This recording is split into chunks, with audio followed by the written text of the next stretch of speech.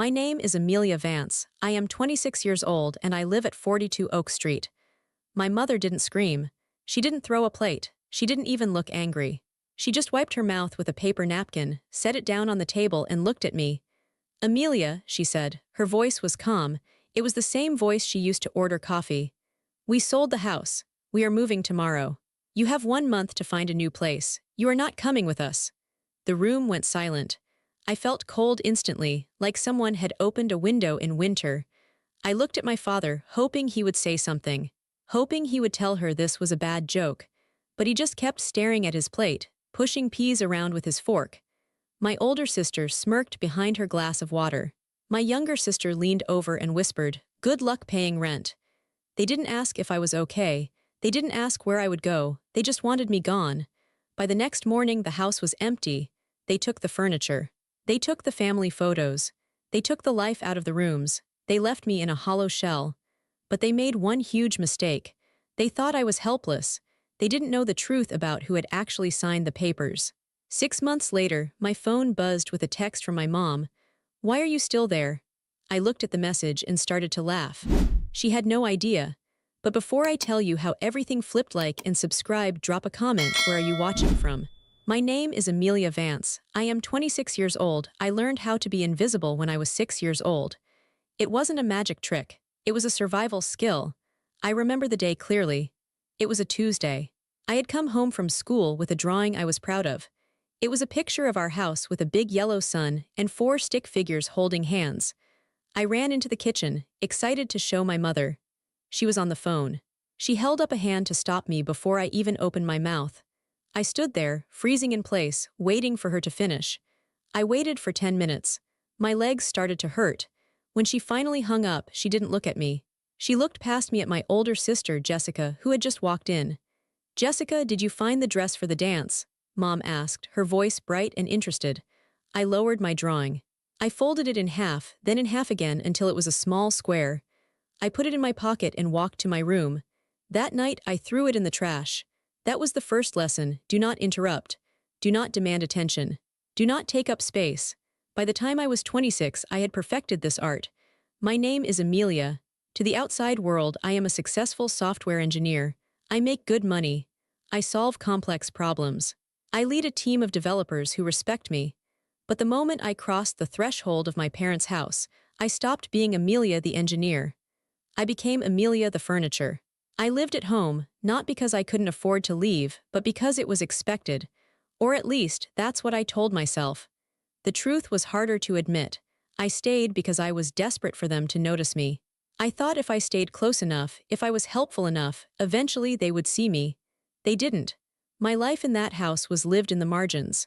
I was the background noise to their main event. Take my 25th birthday, for example. It fell on a Saturday. I had been looking forward to it for weeks. I thought maybe we could go to a nice dinner, just the 5 of us. I didn't want a party. I just wanted a meal where I picked the restaurant. 2 days before my birthday, my younger sister, Bella, had a crisis. Her boyfriend of 3 weeks had broken up with her. She was 19 and dramatic. She cried on the living room floor for hours. My mother rushed to her side. "Oh, my poor baby," she cooed, stroking Bella's hair. "My poor, sweet girl." My father hovered nearby, looking worried. "What can we do?" he asked. "Should we get her ice cream? Should we take her shopping?" I stood in the doorway, holding my car keys. I was about to drive to work, but I paused. "Mom," I said quietly. "About Saturday," Mom snapped her head up. Her eyes were sharp. "Amelia, honestly. Can't you see your sister is in pain? How can you be so selfish right now?" I felt the familiar sting in my chest. I just wanted to know if we were still doing dinner. "We can't go out to dinner," Mom said, turning back to Bella. "Bella is too upset to be in public. We'll order pizza. And don't expect a cake. I don't have time to bake." On my 25th birthday, we ate lukewarm pizza in the living room while watching Bella's favorite romantic comedy. No one said happy birthday. No one gave me a card. I spent the evening refilling Bella's water glass and cleaning up the pizza boxes. That was my role. I was the utility player. If the internet went down, they yelled for Amelia. If the dishwasher broke, they yelled for Amelia. If they needed money for a short-term loan that never got paid back, they came to Amelia. But when it came to the good things, the vacations, the celebrations, I was a ghost. Last summer, they planned a trip to Hawaii. I heard them talking about it at breakfast. Mom was looking at hotels on her iPad. Dad was talking about golf courses. Jessica was looking at bikinis online. That sounds fun, I said, trying to keep my voice casual. When are we going? The table went silent. Jessica smirked into her coffee cup. Oh, Amelia, Mom said, not looking up from her screen. We didn't think you'd want to come. It's very expensive, and we know you're saving your money. I have money, I said. I can pay for myself. It's already booked, Dad said quickly. He always spoke quickly when he was lying or uncomfortable. We only got 2 rooms, there's no space. Right, I said, no space. They went to Hawaii for 10 days. I stayed home and watered the plants. I took care of the dog. I brought in the mail. I watched their photos pop up on social media, smiling faces, flower necklaces, sunsets. In every caption, Mom wrote, "Family time is the best time." I wasn't in the photos. I wasn't in the captions. I wasn't in their minds. It wasn't just the big things. It was the daily erosion of my self-worth. It was the way they talked over me at dinner. If I started to tell a story about my day, Jessica would interrupt with a story about her gym class, and everyone would pivot to her. If I expressed an opinion on a movie, Bella would roll her eyes and say, "You have such boring taste, Amelia." And Mom would just nod. "Bella has a point, Amelia. You are a bit dry, boring, quiet, steady." That's how they saw me. I was the reliable old sedan parked in the driveway, while my sisters were the flashy sports cars. You don't take pictures of the sedan. You don't brag about the sedan. You just expect it to start when you turn the key. And when you're done with it, you park it and forget it exists. But they didn't know the truth. They didn't know that boring Amelia was a senior engineer at a major tech firm. They didn't know I had invested in stocks since I was 18. They didn't know I had built a side business designing apps that brought in more money than my father made in a year. I never told them. Why would I? They never asked. To them, I was just Amelia who fixed the Wi-Fi. Amelia who didn't date enough. Amelia who wore simple clothes and didn't wear enough makeup. I kept my success secret. It was the only thing that was truly mine. In a house where I had no privacy and no voice, my bank account was my rebellion. It was my secret armor. I used to dream that one day I would reveal it. I imagined a moment where I would buy them all expensive gifts and they would finally look at me with respect. They would say, "Wow, Amelia, we underestimated you. We're sorry." But as the years went on, that dream faded. I realized they didn't care about what I did. They only cared about what I could do for them, so I stayed quiet. I went to work, I came home, I ate dinner in silence, I washed the dishes. I went to my room. I was the daughter who never took up space. Until the day they decided I didn't deserve any space at all. To understand why I didn't fight back sooner, you have to understand the hierarchy of our house. It was a kingdom, and everyone had a rank. At the top sat my mother, Ellen. Mom was the queen. She wasn't a loud tyrant, she was a cold one. She ruled with silence and disappointment. Her love was a currency, and the exchange rate changed every day. If you looked good, if you agreed with her, if you made her look like a good mother in front of her friends, you earned a sliver of affection. But if you embarrassed her, if you disagreed, you were frozen out. Mom cared about appearances more than anything. She wanted the perfect house, the perfect lawn, and the perfect daughters. Jessica and Bella fit the mold. They were loud, blonde, and social. They knew how to play the game. I was dark-haired, quiet, and introverted. I was a glitch in her perfect image. Mom didn't yell at me, she just edited me. "Are you wearing that?" she would ask, looking at my sweater. "It makes you look so washed out." "Why can't you be more like Jessica?" she would sigh. "She has so many friends." She chipped away at me day after day. She made me feel like my very existence was a burden she was graciously tolerating. Next in the hierarchy was my father, Robert. Dad was the jester who had lost his laugh. He was a weak man. I say that with sadness, not hate. He worked in insurance and hated it. He came home, sat in his recliner, and watched TV until he fell asleep. He saw everything. He saw Mom ignore me. He saw my sisters mock me. Sometimes I would catch him looking at me with a sad, apologetic expression. But he never spoke up. "Robert, tell Amelia she can't wear those shoes," Mom would say.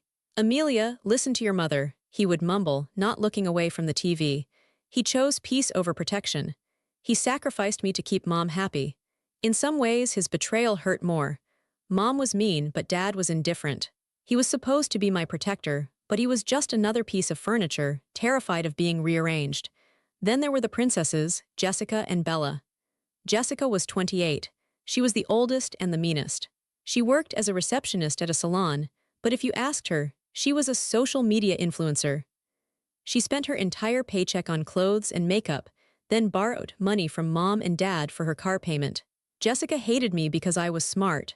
She sensed that I had something she didn't, intelligence and focus, and she tried to crush it. "Look at the nerd," she would say when I came home with books. "Going to study. Don't you have a life?" She loved to humiliate me. If we had guests, she would tell embarrassing stories about me from when I was a child. She would bring up the time I tripped on stage in 3rd grade, or the time I got rejected by a boy in high school. She fed on my shame. Bella was 22, the baby. She wasn't mean like Jessica, she was just purely selfish. She lived in a world where she was the main character and everyone else was an extra.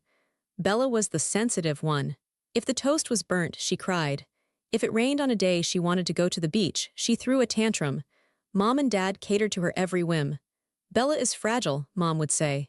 "We have to be gentle with her." So Bella got the new car because hers made a funny noise. Bella got the bigger bedroom because she needed space for her art. Bella got the credit card because she forgot hers. And then, at the bottom of the hierarchy, was me. Amelia, I was the servant, the fixer, the scapegoat. My role was to absorb the negativity in the house so the others didn't have to. When Jessica got a speeding ticket, it was somehow my fault for not waking her up earlier so she wouldn't have to rush. When Bella failed a college class, it was my fault for not helping her study, even though I was working 60 hours a week. When Mom was in a bad mood, I was the target. I remember one specific Tuesday evening, about 3 months before the betrayal dinner. I had come home late from work, exhausted. I walked into the kitchen to find a disaster. Dishes were piled high in the sink. Tomato sauce was splattered on the stove. Pizza boxes were open on the counter. Mom, Dad, Jessica, and Bella were in the living room, laughing at a movie. I walked in. "Did anyone save me dinner?" I asked. Mom didn't turn around. "We ordered pizza, there might be a crust left." I looked in the box. It was empty, just grease stains. "And Amelia," Mom added, "clean up the kitchen before you go to bed. I made sauce earlier and I'm too tired to clean it." "I just got home," I said, my voice shaking slightly. "I've been working since 7 this morning." Jessica laughed. "Oh, poor Amelia. Tapping on a keyboard is so hard." "I'm on my feet all day," Jessica said. She sat at a desk. "You have it easy." "Just do it, Amelia," Dad said from his chair. "Don't start an argument. We're trying to relax." I stood there for a moment. I looked at their backs. They were a unit, a closed circle. I was on the outside, looking in. I went to the kitchen. I scraped the dried sauce off the stove. I loaded the dishwasher. I wiped the counters. I ate a piece of plain toast over the sink. I washed their plates. I washed the forks they used to feed themselves while I starved. As I scrubbed a stubborn stain on a pot, I realized something. I wasn't just their daughter, I was their appliance. I was useful to them, but I wasn't loved by them. And you don't keep an appliance when you move houses. You sell it. You leave it behind, you upgrade. I just didn't realize how soon my expiration date was coming. The air in the house was strange that day. It felt heavy, like the atmosphere before a thunderstorm. I had come home early, around 5 p.m. Usually the house was chaotic, but today it was quiet. Too quiet. I found my mother in the kitchen. She wasn't cooking. She was standing by the window, looking out at the backyard. The kitchen was spotless. The counters were cleared of the usual clutter. No mail, no keys, no random cups. "Hi, Mom," I said, putting my bag down. She turned slowly. She looked me up and down, her eyes cold and assessing. "Dinner is at 6 sharp. Don't be late. Wash your hands." "Is everything okay?" I asked. "Just be at the table," she said and walked out of the room. My stomach twisted. A family meeting. We never had family meetings unless something was wrong. Had someone died? Was Dad sick? I went upstairs to my room. I changed out of my work clothes into a comfortable sweater and jeans. I sat on my bed for a moment, looking around. My room was the smallest in the house. It barely fit my bed and a small desk. The walls were painted a pale gray I had chosen myself. It was my sanctuary. I heard the front door open. Dad was home, then the giggling of my sisters. They were all here. At 6 p.m., I went downstairs. The dining room table was set. Not with the everyday plates, but with the good china. There was a roast chicken in the center, steaming vegetables, and a salad. It looked like a Thanksgiving dinner in the middle of April. Everyone took their seats. Mom at the head of the table, Dad opposite her. Jessica and Bella on one side, me alone on the other. Mom poured wine for herself and Dad. She didn't offer me any. Eat, Mom said. We ate in silence. The only sound was the clinking of silverware on porcelain. The roast chicken tasted like dust in my mouth. I couldn't swallow. I watched my family. Dad was sweating. He kept wiping his forehead with his napkin. He refused to look at me. He stared intently at his carrots. Jessica was smirking. She kept shooting glances at Bella. Bella looked bored, picking at her food, checking her phone under the table. Mom ate with precision. Cut, chew, swallow. Cut, chew, swallow. Finally, Mom set her fork down. The sound rang out like a gunshot in the quiet room. Robert, she said. Dad jumped slightly. He cleared his throat. Yes, Ellen. Tell her, Mom commanded. Dad looked at me then for a split second before his eyes darted away to the wall behind my head.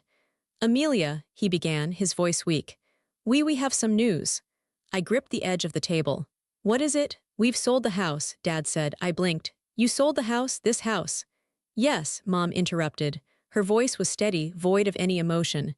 We accepted an offer 2 months ago. The closing was finalized yesterday. I was stunned. But where are we going? Why didn't you tell me? We are moving to Arizona, Mom said. Your father and I are retiring. The climate is better there. We bought a beautiful condo in Scottsdale. It has a pool, a golf course view, it's perfect. My brain was trying to catch up. They were moving to Arizona. Okay, I said slowly. That's big news. When do we move? Mom picked up her wine glass and took a sip. She looked at me over the rim. We move tomorrow, I froze. Tomorrow? The movers are coming at 7 a.m., Mom said. Everything is packed. The boxes are in the garage. We've been packing while you were at work for the last few weeks. I looked at them, packed, while I was at work. That explained the quietness, the closed doors. But I stammered. I haven't packed, I have work. How can I pack everything tonight? Mom set her glass down. She folded her hands on the table. She looked at me with a gaze so direct and so cold it felt like she had slapped me. You don't need to pack for Arizona, Amelia. You're not coming. The world stopped. The clock on the wall stopped ticking. What? I whispered. The condo is a 2-bedroom, Mom explained, as if she were talking to a slow child. 1 room for us. 1 guest room for when the girls visit. She gestured to Jessica and Bella. Jessica is moving in with her boyfriend next week, Mom continued. And Bella is coming to Arizona with us until she finds a job there. She'll stay in the guest room. I looked at my sisters. Jessica was grinning openly now, a cruel, satisfied smile. Bella gave a little shrug as if to say, sorry, not sorry. So, I said, my voice trembling. I have nowhere to go. You are 26 years old, Mom said. It is time you stood on your own 2 feet. We have supported you long enough. Supported me, I said, my voice rising. I pay rent, I pay for the groceries. I pay the internet bill, I fix everything in this house. Lower your voice, Mom snapped. You are ungrateful. We gave you a roof over your head. Now the roof is sold. You have 1 month to vacate the premises. The new owners don't take possession for 30 days. We negotiated that specifically for you. See, we are generous. Generous? I choked out. You're leaving me tomorrow with no notice. I looked at my father. Dad, please. You can't do this. Dad looked at his plate. Your mother thinks it's best, Amelia. It's time for you to launch. Launch? I laughed, a hysterical, broken sound. You're not launching me. You're evicting me. Call it what you want, Mom said, standing up. The movers come at 7 a.m. I suggest you go to your room and stay out of the way. We have an early flight. Jessica leaned forward. Don't worry, Amelia. I'm sure you can find a nice cardboard box to live in. Bella giggled. Good luck affording rent in the city. It's expensive. I looked at them, my family, my blood. They sat there, well-fed, comfortable, watching my life fall apart with amusement. I stood up, my legs felt shaky. I looked at my mother one last time. You're really doing this? I asked. It's done, she said. Now clear the table. I don't want dirty dishes left for the movers. I looked at the plates. I looked at her. No, I said. The room went silent. Excuse me, Mom said. No, I said again, stronger this time. I'm not clearing the table. I'm not washing your dishes. If I'm not part of this family, I'm not your servant anymore. I turned and walked out of the room. Behind me, I heard my mother gasp. Amelia, get back here. I kept walking. I walked up the stairs. I walked into my room. I locked the door. And then I slid down to the floor and buried my face in my hands. I didn't cry. I was too shocked to cry. I sat there in the dark, listening to them downstairs. They were laughing. They were already moving on. I was disposable. I didn't sleep that night. I lay in bed, staring at the ceiling, listening to the sounds of the house. I heard them moving around downstairs until late. I heard suitcases being zipped. I heard the thud of heavy items being moved to the garage. At 6:30 a.m., the trucks arrived. I heard the heavy rumble of the engine in the driveway. The beep beep beep as it backed up. I got up and went to the window. It was a massive moving truck. Two men in blue uniforms jumped out. Mom was already outside, pointing, directing, commanding. She looked energized, happy. I put on jeans and a t-shirt. I opened my door. The hallway was already different. The pictures were gone from the walls. The small table with the vase was gone. It looked like a hotel that was shutting down. I walked downstairs. The chaos was organized. Dad was carrying boxes. Jessica and Bella were sitting on the front porch, drinking coffee, watching the movers work. When I walked into the living room, Mom stopped me. "Good, you're up," she said. She handed me a set of keys. "These are the spare keys. Leave them on the counter when you leave in a month. Do not lose them." She didn't ask how I slept. She didn't ask if I was okay. "Amelia," Dad said. He was holding a box marked Master Bedroom Linens. He looked tired. "Amelia, Robert, put that in the truck," Mom barked. Dad closed his mouth. He looked at me with sad, watery eyes, then turned and walked out the door. I stood in the corner of the living room and watched them dismantle my life. They took the sofa where we used to watch movies, mostly movies I didn't want to watch, but still. They took the dining table where they had just betrayed me. They took the TV, the rugs, the lamps. They stripped the house to its bones. By 11 a.m., the house was an echo chamber. Dust motes danced in the beams of sunlight that hit the bare floorboards. The walls had pale squares where pictures used to hang. Mom stood by the front door. She had her purse over her shoulder. Dad was already in the car, waiting. Jessica and Bella were in their own cars. Mom looked at me. She didn't hug me. She didn't touch me. "The utilities are paid until the end of the month," she said. "After that, they cut off. Make sure the trash is taken out on Tuesdays." "That's it?" I asked. "That's your goodbye. Don't be dramatic, Amelia," she said. "We'll text you when we settle in. Try not to make a mess of the place before you leave." She turned around. She walked out the door. She didn't look back. I watched through the window. Mom got into the passenger seat of Dad's car. She checked her makeup in the mirror. Dad started the engine. They pulled out of the driveway. Jessica followed. Bella followed. They drove away in a caravan of indifference. I stood in the center of the empty living room. The silence was deafening. It pressed against my ears. I was alone, truly, completely alone. I sank down onto the floor. I pulled my knees to my chest. This was the moment I should have broken. I should have sobbed. I should have panicked. I had 1 month to find an apartment. I had no furniture. I had just been orphaned by parents who were still alive. I closed my eyes and let the reality wash over me. They didn't forget me. They discarded me. They planned this for months. While I was fixing their Wi-Fi, they were signing papers. While I was cleaning their dishes, they were packing boxes. While I was trying to be a good daughter, they were erasing me. The pain was a physical weight in my chest. It felt like a stone. But as I sat there, breathing in the smell of dust and floor wax, the stone began to change. It stopped feeling like grief. It started to feel like something else. It felt cold. It felt hard. It felt like a foundation. They thought they had broken me. They thought I was the weak one, the furniture. I opened my eyes. I looked around the empty room. They had taken the furniture. They had taken the decorations. They had taken their noise and their demands and their cruelty, but they had left the house. And they had made a mistake, a massive, arrogant mistake. I reached into my pocket and pulled out my phone. I unlocked it and opened my banking app. I looked at the balance. Then I opened my email. I scrolled down to a folder marked Project Home. I opened the email from the real estate attorney I had hired 2 months ago. The subject line read, "Confirmation of closing." I read the text again just to feel the power of it. "Dear Miss Amelia Vance, congratulations. The deed has been recorded. You are the official owner of the property at 42 Oak Street. The sellers have agreed to the 30-day leaseback period, after which full possession reverts to you." I stood up. My legs weren't shaking anymore. They hadn't just sold the house. They had sold it to an LLC called AV Tech Holdings. They thought they were selling to some faceless investor who would tear it down or rent it out. They didn't know AV stood for Amelia Vance. They sold their home to the daughter they pushed away, and they didn't even know it. I walked to the front door and locked it. The sound of the deadbolt sliding into place was the most satisfying sound I had ever heard. I wasn't homeless. I wasn't helpless. I was the landlord. And in 6 months, when they realized what they had done, they were going to wish they had treated the furniture with a little more respect. I walked into the kitchen.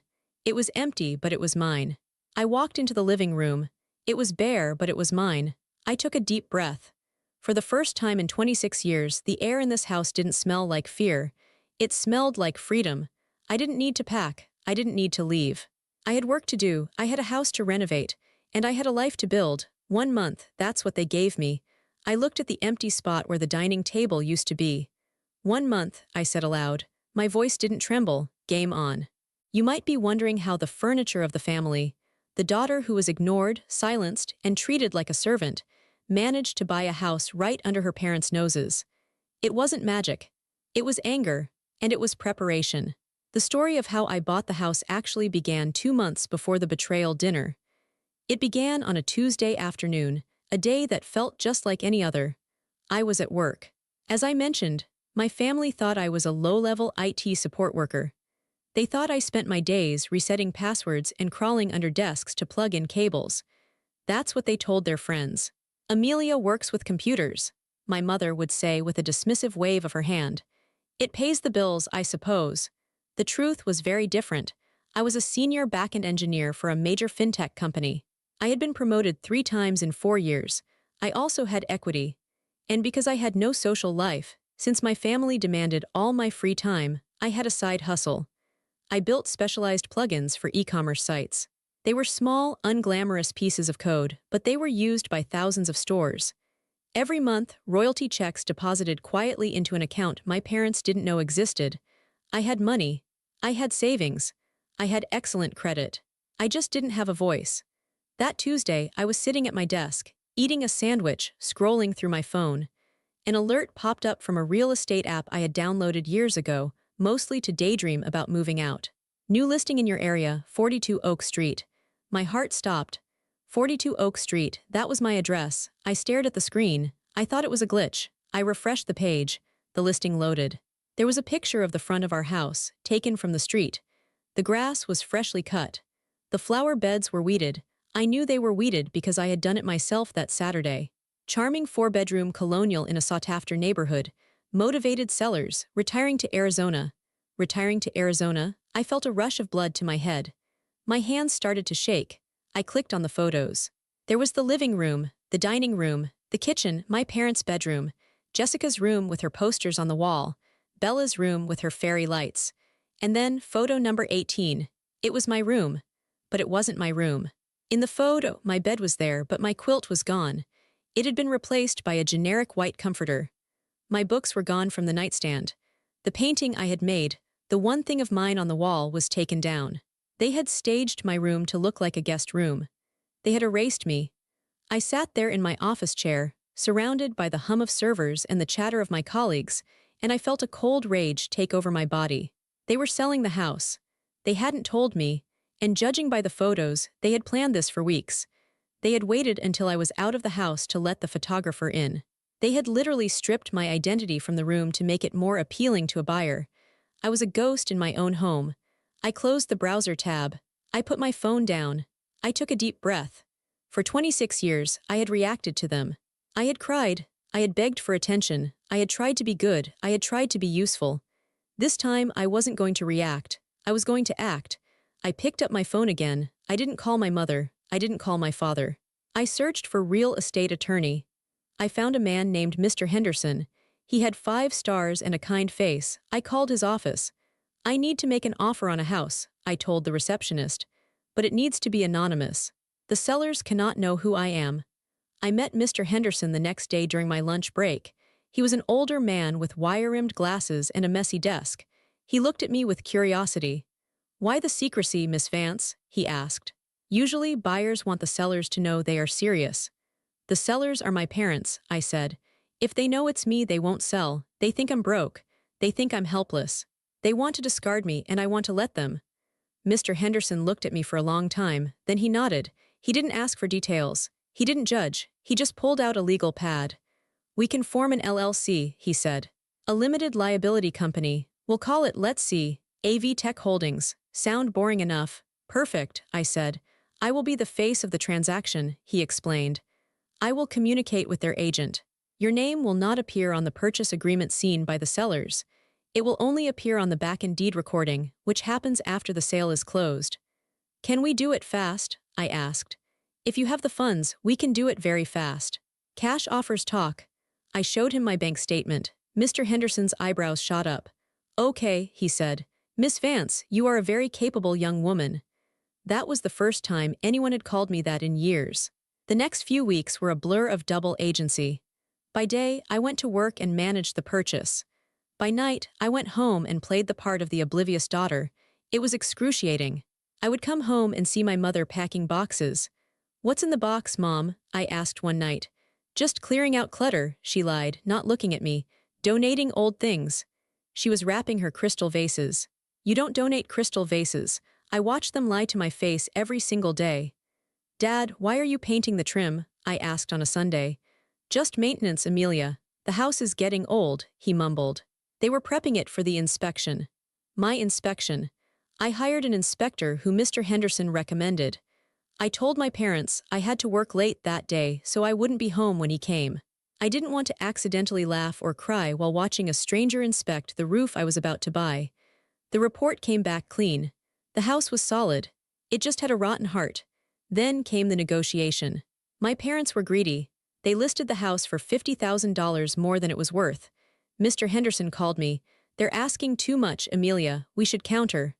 No, I said. Give them full asking price. But I have conditions. What conditions? I want a 30-day closing, and I want a clause that says the property is sold as is, but the sellers must vacate all personal property. And I paused. I want to give them a leaseback option. A leaseback? Yes, they can stay in the house for 30 days after closing. I don't want to kick them out immediately. I want them to think they have time. You're a better daughter than they deserve, Mr. Henderson mumbled. We submitted the offer, a full-price, all-cash offer from AV Tech Holdings. My mother was ecstatic. I remember the night their agent called them. We were eating tacos. My mother's phone rang. She answered it and her face lit up. Cash, she practically squealed. Full ask, oh my God, yes, yes, we accept. She hung up and grabbed my father's hands. Robert, we did it. A tech company bought the house, an investment firm. They paid cash. Jessica clapped. That's amazing. That means you guys have extra money for the condo in Scottsdale, right? Yes, Mom beamed. We're rich. I sat there chewing my taco. I was the investment firm. I was the tech company. I was the one making them rich. And they didn't even look at me. What about Amelia? Dad asked quietly. Where will she go? Mom waved her hand. Oh, she'll figure it out. She's an adult. This is our chance, Robert. We can't let her hold us back. I drank my water to hide the smile that was fighting to form on my lips. It wasn't a happy smile. It was a sharp, dangerous smile. She'll figure it out. Yes, Mother, I figured it out. The closing happened while I was at work. I actually took the day off and went to Mr. Henderson's office. I signed the papers. I wired the money. I held the keys, my own set of keys, in my hand. When I came home that night, the sold sign was up in the yard. My parents were popping champagne. Amelia, Mom called out. Have a glass of champagne, we have great news. What is it? I asked, playing dumb. We sold the house, she announced. To a big company, we're moving to Arizona. Congratulations, I said. I took the glass. To the new owners. To the new owners, Mom cheered. I hope they tear it down. I'm done with this place. I drank the champagne. It tasted like victory. That was the secret. That was the quiet power. While they treated me like a child who couldn't tie her own shoes, I was executing the biggest financial transaction of their lives. I held that secret inside me like a burning coal. It kept me warm when they told me to leave. It kept me steady when they drove away. They thought they were abandoning me in an empty house. They didn't know I had the deed in my pocket. The first night alone in the house was strange. I locked the door after they left. The silence was heavy. For years, the sounds of this house had been the sounds of my oppression, my mother's sharp footsteps, Jessica's loud TV, the slamming of doors. Now there was nothing, just the hum of the refrigerator and the wind outside. I ordered a pizza, a large pepperoni pizza just for me. I sat on the floor of the living room, right in the center, and ate it out of the box. I didn't have a table, I didn't have a chair, but I had peace. I slept on the floor that night, on a camping mattress I had bought. I woke up the next morning with a stiff back, but when I opened my eyes, I didn't feel that familiar dread. Usually I woke up wondering, what will Mom be mad about today? What did I forget to do? Today nobody was mad. Nobody needed me. I stood up, stretched, and looked at the empty walls. Okay, I said. Time to exorcise the ghosts. The renovations started that weekend. I didn't just want to furnish the house, I wanted to reclaim it. I needed to scrub their energy out of the drywall. My mother loved beige. Beige walls, beige carpets, beige curtains. She said it was elegant. I thought it was suffocating. I went to the hardware store and bought paint, not beige. I painted the living room a soft, warm sage green. I painted the kitchen a bright, cheerful yellow, a color my mother famously hated. She called yellow trashy. I thought it looked like sunshine. I painted my old room, the room they had erased, a deep, calm navy blue. I turned it into an office. I wasn't going to sleep there anymore. I was taking the master bedroom. Taking the master bedroom was a psychological hurdle. The first time I walked into it, I felt like I was trespassing. This was the Queen's chamber. This was where the decisions were made. I ripped up the carpet. It smelled like my father's cologne and my mother's hairspray. I had the hardwood floors underneath refinished until they gleamed. I bought a bed. A huge, king-sized bed with a velvet headboard. I bought white linen sheets with a high thread count. I bought pillows that felt like clouds. I bought a sofa for the living room, not leather. I bought a soft, gray sectional that you could sink into. I bought colorful rugs. I bought plants, dozens of plants. Monstera, fiddle leaf figs, pothos. I filled the house with life. I spent money I had been saving for years. And every dollar I spent felt like I was buying back a piece of my soul. My work life changed, too. Without the constant drain of my family's drama, I had energy. I wasn't rushing home to cook dinner for ungrateful people. I wasn't spending my weekends running errands for Bella. I stayed late at the office because I wanted to. I took on a new project leading a team of junior developers. One day, my boss, Sarah, called me into her office. "Amelia," she said, "you're different lately." I tensed up. "Different bad?" "No," she smiled. "Different good, you're lighter, you speak up more in meetings, you seem confident. Whatever you're doing, keep doing it." I smiled. "I just got rid of some dead weight at home," I said. "Well, it suits you," she said. "We're giving you a raise and a bonus." I walked out of her office feeling 10 feet tall. 6 months passed. The house was unrecognizable. It wasn't the Vance family home anymore. It was Amelia's house. I had friends over, real friends. People from work and a few friends from college I had reconnected with. We had dinner parties. We sat on my yellow kitchen chairs and drank wine and laughed. Nobody made fun of me. Nobody interrupted me. Nobody told me to clear the table while they relaxed. I was happy. Actually, genuinely happy. I had almost forgotten about them. They were in Arizona. I assumed they were living their perfect, retired life. They had sent a few texts in the beginning. "Mom, week 1, we arrived. The condo is smaller than we thought. Bella is complaining about the heat. Dad, week 3, do you know where the tax files are? I think I left them in the attic. Jessica, month 2, hey, can you Venmo me $50? I'm short for rent." I ignored Jessica. I answered Dad briefly. I sent Mom a thumbs up emoji. I stopped checking my phone for their approval. I didn't care if they liked my profile picture. I didn't care if they commented on my status. I had cut the cord. But the universe has a way of testing you just when you think you're safe. It was a Tuesday evening, exactly 6 months after they left. I was sitting on my velvet sofa, reading a book. The windows were open, letting in a cool breeze. My cat, I had adopted a cat named Luna, was purring on my lap. My phone buzzed on the coffee table. I picked it up. It was a text from Mom. "Mom, why are you still there?" I stared at the screen. My stomach gave a little lurch, a phantom reflex of the old fear. Why are you still there? How did she know? I realized then. Mrs. Gable, the neighbor across the street. Mrs. Gable was a notorious gossip. She and my mother used to talk for hours. Mrs. Gable must have seen my car in the driveway. She must have seen the lights on. My mother thought I was squatting. She thought the tech company that bought the house hadn't moved in yet, or was letting the house sit empty, and that I, desperate, pathetic Amelia, had broken back in to live there illegally. I looked at the text again. "Why are you still there?" A second text came through. "Mom, Mrs. Gable says she sees your car. Did you break in? The new owners will call the police. You are going to embarrass us. Get out immediately." She wasn't worried about me getting arrested. She was worried about embarrassment. She was worried that her daughter, the squatter, would ruin her reputation in the old neighborhood. I felt a bubble of laughter rise in my chest. It started low and rumbled up until I was laughing out loud in my empty, beautiful living room. She had no idea. I typed a response. My fingers flew across the screen. I'm not breaking in, Mom, I'm just taking care of the place. I hit send. Mom, you are unbelievable. I am calling your father. We are going to have to come back there and sort this out. I cannot believe you would be so irresponsible. Come back, to Arizona? That's a long trip. Mom, we were planning to come back next week anyway to visit Jessica. We are coming to the house.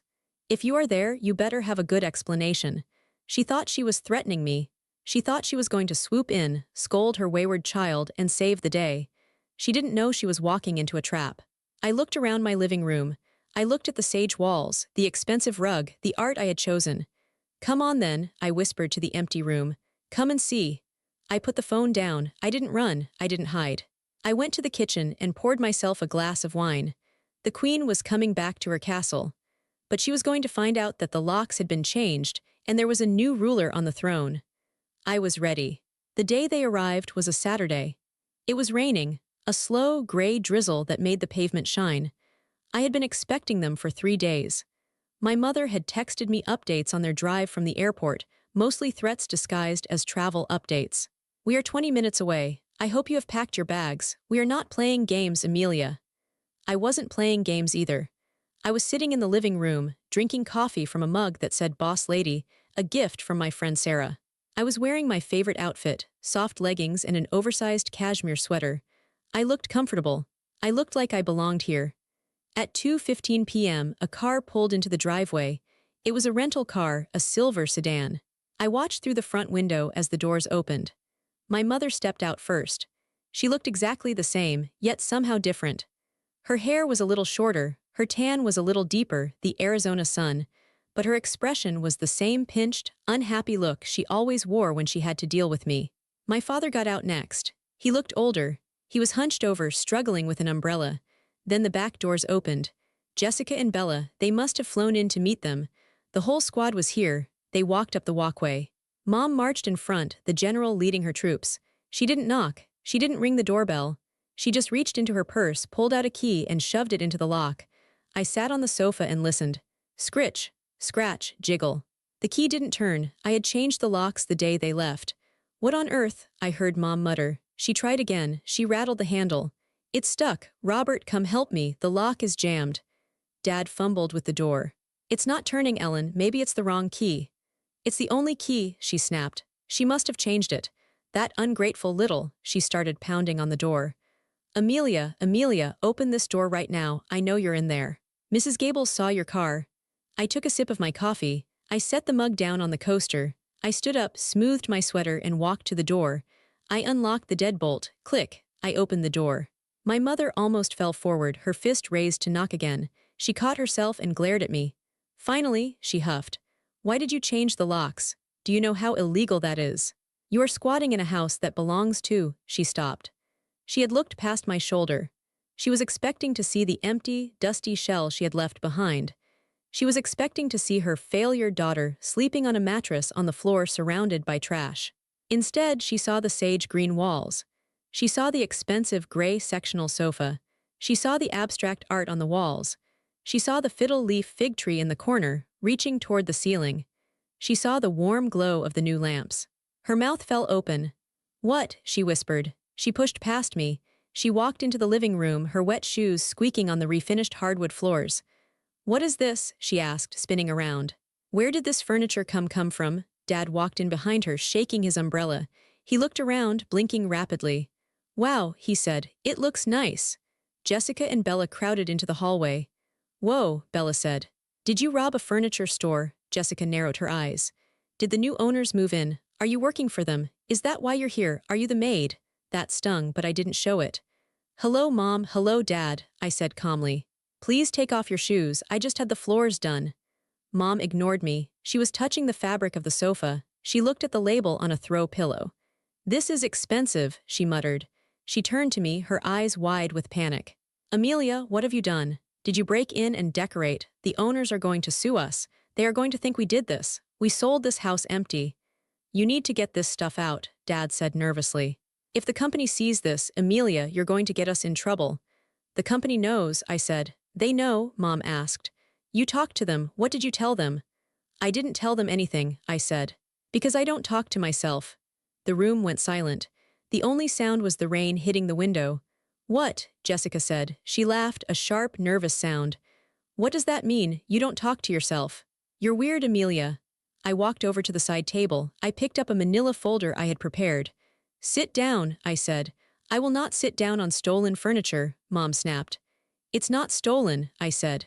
And it's not the company's furniture, it's mine. This house is mine. I held out the folder. Mom snatched it from my hand. She opened it. Her eyes scanned the first page. It was a copy of the deed. Property address, 42 Oak Street. Owner. AV Tech Holdings, LLC. AV Tech Holdings, Mom read aloud. See, it's a company, you're lying. Look at the second page, I said. The articles of organization for the LLC. Mom flipped the page. Her eyes darted down to the bottom. Manager and sole member, Amelia Vance. She froze, she read it again. She brought the paper closer to her face. Amelia Vance, she whispered. AV, I said. Amelia Vance. AV Tech Holdings. Mom looked up at me. Her face was pale, drained of all color. She looked from the paper to me, then back to the paper. You, she said, you bought the house. Yes, I said. But Dad stammered. It was a cash offer. Hundreds of thousands of dollars. Where, how? I have a job, Dad, I said. A good job, I've had it for years, you just never asked. But you work in it, Jessica said. You fix printers. I'm a senior software engineer, I corrected her. I build the systems that banks use to process payments. I make 3 times what Dad makes. I saw the shock hit them like a physical wave. Jessica's jaw dropped. Bella looked confused, like she was trying to do math in her head. Dad looked ashamed. But Mom looked angry. She threw the folder onto the coffee table. You tricked us, she screamed. I didn't trick you, I said. I made an offer, you accepted it. You hid behind a company, she yelled. You let us think we were selling to strangers. You let us move to Arizona. You wanted to move to Arizona, I reminded her. You told me to leave. You gave me 1 month, remember? You're not coming with us. That's what you said. But if we had known you had this kind of money, Mom trailed off. Her eyes narrowed. If we had known, we wouldn't have sold it to you. Why? I asked. Because you would have wanted me to give you the money instead. Because you would have expected me to pay for your retirement and still live in the small bedroom. She didn't answer. The silence was the answer. We sold it for $50,000 over market value, Dad whispered. You paid extra. I paid what I had to, I said. To keep my home. To keep the only safe place I've ever known, and to make it actually safe. You have money, Jessica said slowly. She looked around the room with a new expression. It wasn't mocking anymore. It was greedy. You're rich. I'm comfortable, I said. And you let us struggle, Mom said. She crossed her arms. We are living in a condo the size of a shoebox. The air conditioning broke last week. We are sweating to death in Arizona, and you are sitting here in luxury. You chose Arizona, I said. You chose to sell. You chose to leave me behind. We're family, Mom shouted. You don't do this to family. That's funny, I said. I felt a cold, hard calmness settle over me. Because that's exactly what you did to me. The air in the room was thick. The realization was sinking in. Their furniture daughter, the one they ignored, the one they mocked, held all the cards. Mom changed tactics instantly. The anger melted away, replaced by a look of wounded martyrdom. She sat down on the sofa she had refused to touch a moment ago. She sighed, a long, shaky sound. Amelia, she said, her voice softening into that manipulative tone I knew so well. I think we've all made mistakes here. We were stressed, the move was hard, we didn't mean to make you feel excluded. Excluded? I laughed. You kicked me out, you gave me 30 days. We were trying to help you grow, Dad chimed in, taking his cue from Mom. We wanted you to be independent. And look, it worked, you bought a house, we're proud of you. Proud? I asked. You're not proud, you're shocked, and you're embarrassed. Don't be like that, Jessica said. She walked over and sat on the arm of the sofa. So since you have all this space, maybe I could stay here for a bit. Arizona is boring, I miss my friends here. Yeah, Bella added, looking at the big TV mounted on the wall. This place is actually cool now. Can I have my old room back? But can we paint it pink? I looked at them. They were like water, they flowed into whatever container was available. They saw a resource and they immediately tried to consume it. No, I said. What? Jessica said. No, I repeated. You can't stay here. None of you can. Amelia, be reasonable, Mom said. We are your parents. We are visiting. You have 4 bedrooms. You can't turn us away. I can, I said. And I am. I stood in the center of the room. I felt tall. For 26 years, I said, my voice steady, I lived in this house. And for 26 years, you made me feel like a guest. No, not a guest. A burden? That's not true, Dad protested weakly. It is true, I said. You forgot my birthdays. You went on vacations without me. You made me clean up after everyone. You spoke over me. You looked through me. I looked at Mom.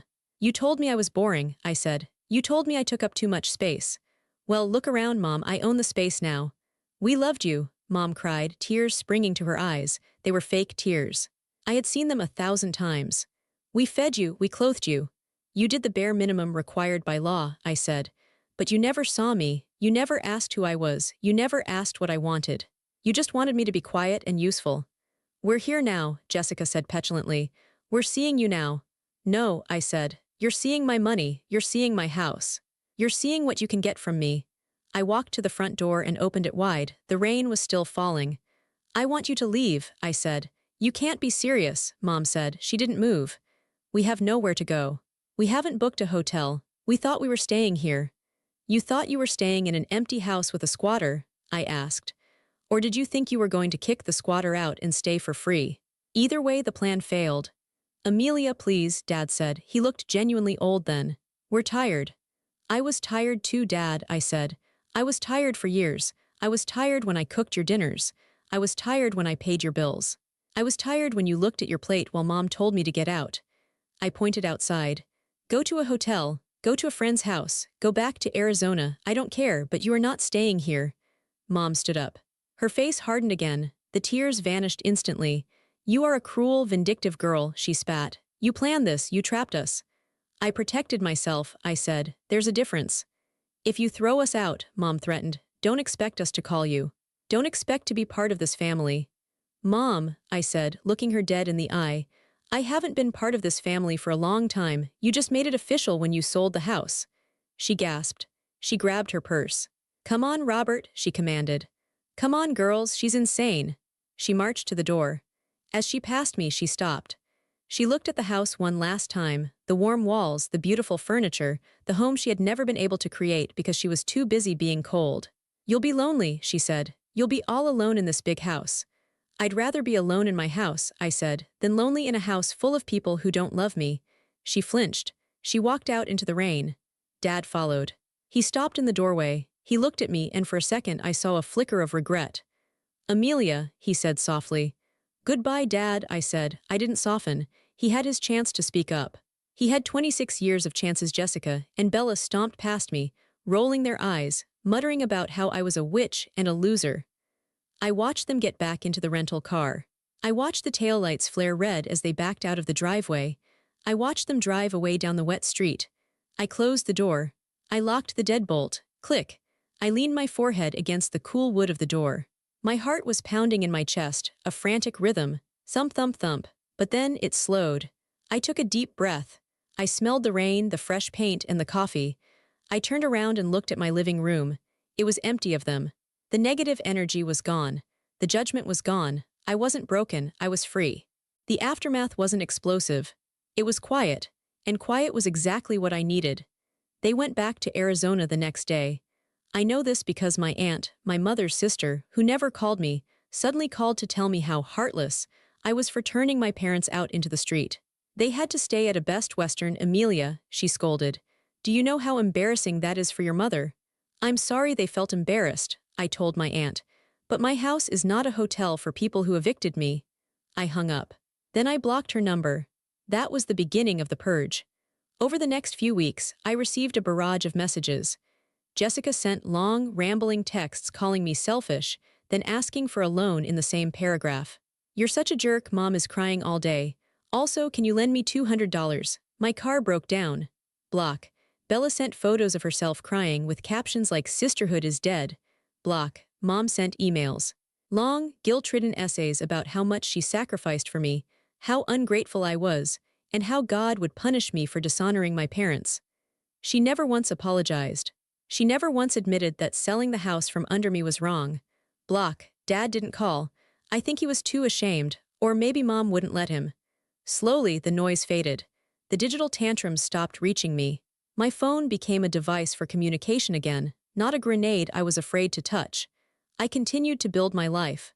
I finished renovating the backyard. I put in a fire pit and string lights. I planted a garden, tomatoes, basil, peppers.